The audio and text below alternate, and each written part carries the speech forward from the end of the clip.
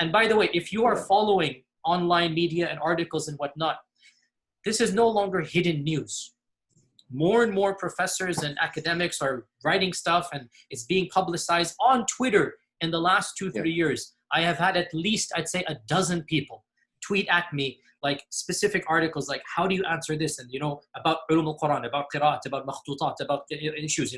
These are now well known within the Western Academy, that they're bringing forth issues. Their level of now knowledge is leaps and bounds above what it used to be 100 years ago.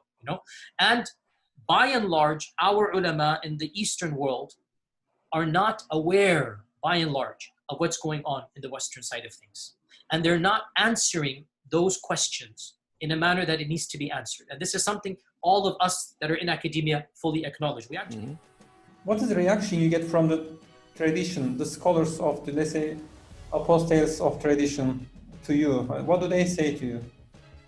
Because you oppose them, in the end you don't accept them. You say one, they say many crowds.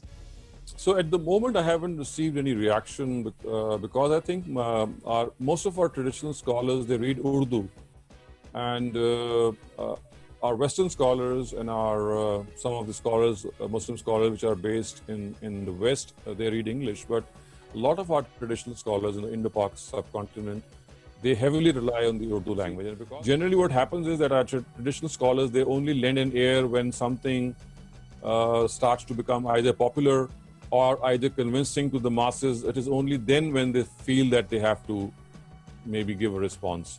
So I'm still waiting, and I would like that.